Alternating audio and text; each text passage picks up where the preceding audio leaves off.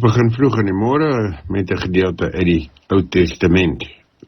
Môre die laaste paar verse van Eksodus hoofstuk 6 vanaf vers 27 en dan gaan ons oor na hoofstuk 7 toe. Die opskrif is die opdrag aan Moses. Eksodus 6 vers 27. Toe die Here in Egipte met Moses gepraat het, het hy vir hom gesê: Ek is die Here, gaan sê vir die Farao, die koning van Egipte, alles wat ek vir jou gesê het. En toe sê Moses vir die Here: Ek praat swaar, die Farao sal nie na my luister nie. Maar die Here antwoord hom: Kyk, ek gee aan jou gesag oor die Farao, en jou broer Aaron sal jou woordvoerder wees. Alles wat ek jou beveel, moet jy aan jou broer Aaron oordra, en hy moet dit vir die Farao vertel, sodat hy die Israeliete kan laat trek uit sy land uit.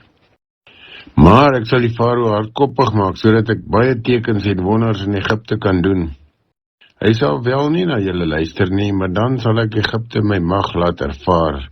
Met groot reddingsdade sal ek die stamme van my volk Israel uit Egipte bevry. As ek Egipte tref, sal hulle besef dat ek die Here is, en dan sal ek Israel tussen hulle uit laat trek. Moses en Aaron het gedoen presies wat die Here hulle beveel het. Moses was 80 en Aaron 83 toe hulle met die Farao gaan praat het. Verder het die Here vir Moses en Aaron gesê: As die Farao vir julle sê, doen bietjie 'n wonderteken, moet jy vir Aaron sê: Vat jou kierie en gooi dit voor die Farao neer, dat dit 'n groot slang word. Toe Moses en Aaron by die Farao kom, het hulle gedoen wat die Here beveel het.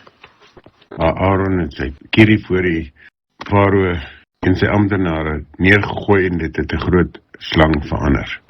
Die Farao roep toe ook sy manne bymekaar, wat die soort ding ken, sy goelaars. Die Egiptiese towenaars doen toe met hulle towerkunsies presies dieselfde.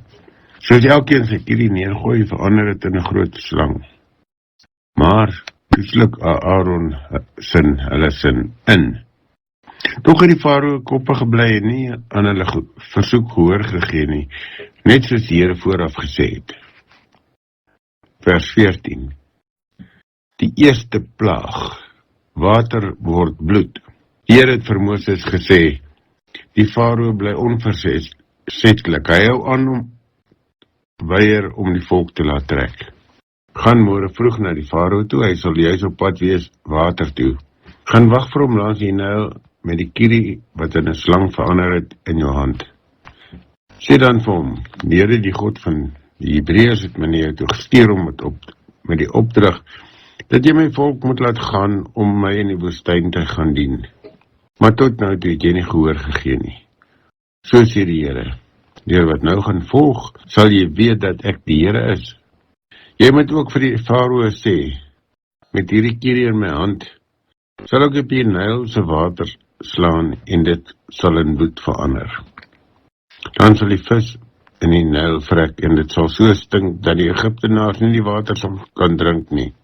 Verder sê die Here vir Moses: Sê vir Aaron: Vat jou kierie en swaai dit oor die water van Egipte, oor sy kanale, riviere, morasse, damme, dat dit bloed kan word.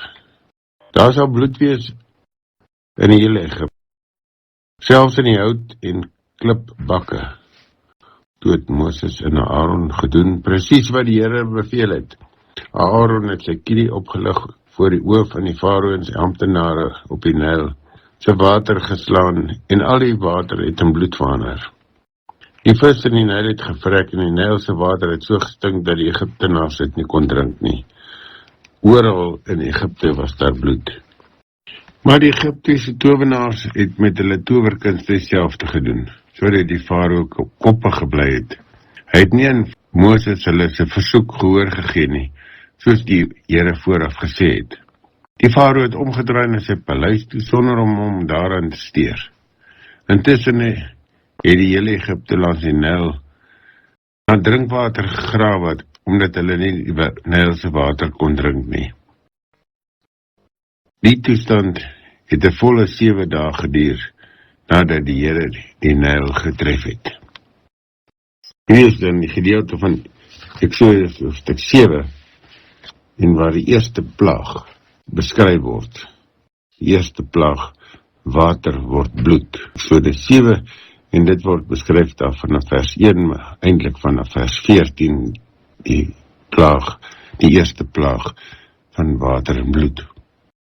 Ek het gelees in die 83 vertaling, die Eksodus hoofstuk 7.